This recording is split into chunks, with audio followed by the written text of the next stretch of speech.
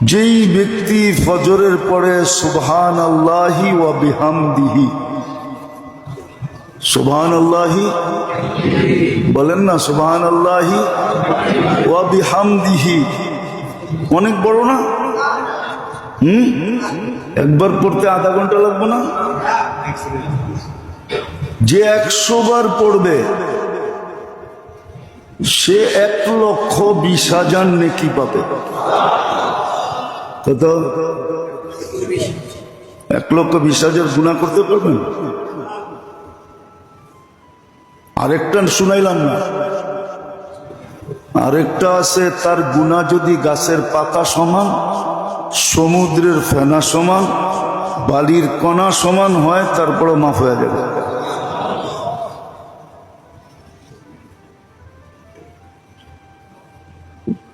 একবারে বললেন। এই দুরূদ যে 3 বার পড়ে, আস্তাগফিরুল্লাহ আল্লাযী লা ইলাহা ইল্লা হুয়াল হাইয়ুল কাইয়্যুম ওয়া আতুবু ইলাইহি, লা হাওলা যেতে হবে না। কঠিন? হ্যাঁ, 3 বার পড়লে সব গুনাহ মাফ, সমস্ত গুনাহ মাফ।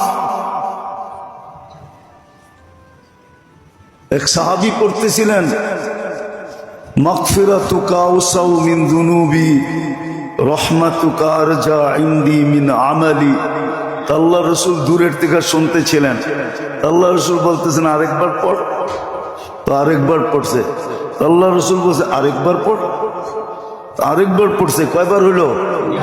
হ্যাঁ, আল্লাহর রাসূল বলতেছে তোর পিছনের সব মাফ। কঠিন?